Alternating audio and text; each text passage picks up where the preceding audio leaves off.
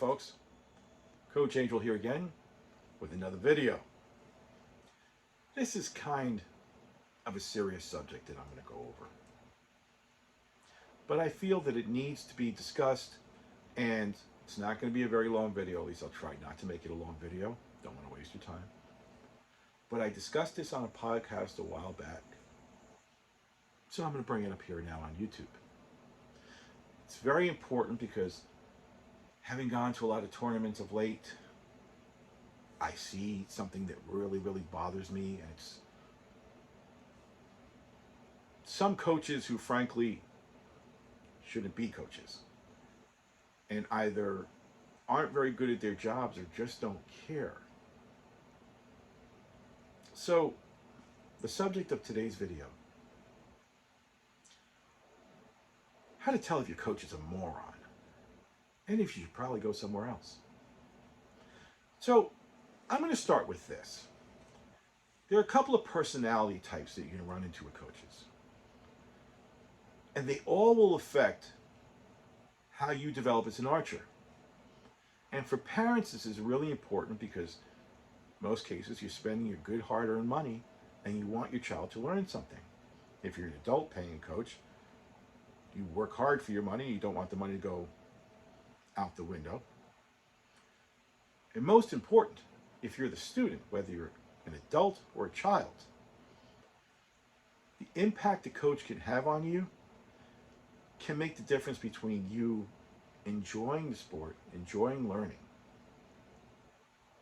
and turn it into almost work if it's done wrong, and having a child hating what they're doing. That results in a lot of resentment, and eventually they give it up because they just don't want to do it. So let's go over the personality types. Personality 1, the drill sergeant. This is the type of coach you're going to see that barks commands and orders on you, tries to tell you this is what you're doing wrong without explaining what you're doing wrong. Some personality types can deal with that. For the most part, especially with kids, it's very negative. It doesn't work. If you find that somebody is yelling at you or somebody is barking corrections at you instead of giving you constructive criticism, and we'll get into that a little later about how to do that the right way, they're a moron. Find somebody else. Personality type number 2, the sitter. What do we mean by a sitter? Well, basically, you're going to pay some coaches out there, this is why I always tell parents, go and observe the sessions for yourself. Don't take it for granted that the person you're paying and putting in charge of your child knows what they're doing or is doing the right thing. Watch, look, listen, and learn. See what they're doing. The sitter is the person that will basically sit there and do nothing. He lets his other students do the teaching, or he's just sitting by watching. Or in the case of some people that I've seen recently, here's a bow, here's an arrow, go do your thing. You'll figure it out eventually.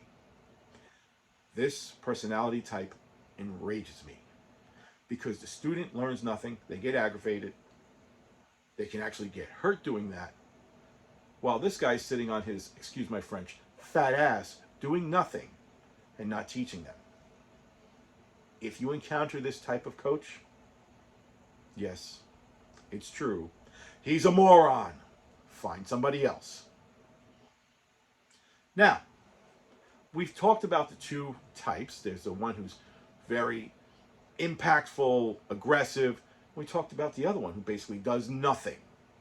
Okay? What you should look for in a coach. 1, teaching with aggression doesn't work. Just went over that. So, if it's someone that you're going to bring your kids to, or that you're going to go to, that is not very friendly.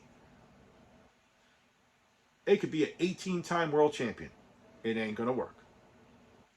They've got to interact one-on-one. That's the first thing. Second thing is, whoever you're bringing a child to, make sure that they teach. Now, what do I mean by teach? If someone is doing something like they're drawing and they're keeping their arm bent, okay, and I'm correcting them and I'm saying, okay, here's what you got to keep the arm extended. One, they're not putting their hands on somebody and like forcing them into doing something like that, okay? They are not saying, do it like this without explaining how to do it. And most importantly, they're not giving them a reason why, okay? So if I just tell somebody, do this, and I'm trying to help them improve, if I don't tell them why we need to do that, it never clicks upstairs. So if they ever eventually do learn it, it'll be through trial and error instead of actually understanding the problem, applying the purpose of what's being told to them so they can understand it, and then they progress faster. So that's one thing. Another thing is, if your coach is a stuffed shirt, meaning no personality, is all about, it's one thing that you're there to learn, I get it, but if your coach has no sense of humor, if they're a stuffed shirt who has zero expression, think about it. Would a young kid want to deal with that? Most of the time, the kids are going to wind up actually being scared of somebody like that. They're an authority figure. They don't seem that friendly. So your coach should be friendly, try to be funny if possible, but most important, be relaxed, not aggressive. That's very, very important. Okay? And lastly, this is probably the most important. The coach who knows what he's doing because he's done it before himself can actually demonstrate what you're doing. In other words, if he's a book coach, I keep on hearing the thing, those who can do, those who can't teach. It has some trueness to it, but here's the real thing. If you're trying to get instruction from somebody who doesn't actually know how to shoot, don't get me started how many of those I see. Go somewhere else. If they can't do it themselves, how are they supposed to impact a student with showing them how to do it? They haven't been through it themselves. Look for experience. Look for somebody who knows what they're doing. They've got to be able to pass down what they know to the student. Whether you're an adult or a child, it makes no difference. If you can't pass down what you've learned to somebody else because you never learned it in the first place, it's not going to work. So, really quick, we went over all those personality types. We told you what to look for in a coach. But the key thing to remember is this. When something that you're doing goes from being fun to being work, or worse, from being okay to I hate the thought of going there at the end of the day, that's the worst thing that can happen. And all of that can be influenced by a coach just like that. So be alert, look out, find out if your coach is a moron or not. And the majority of coaches aren't.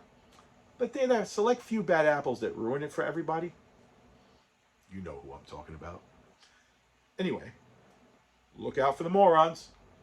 Stay alert and stay tuned because we'll have more videos on the way very soon. Thanks for watching.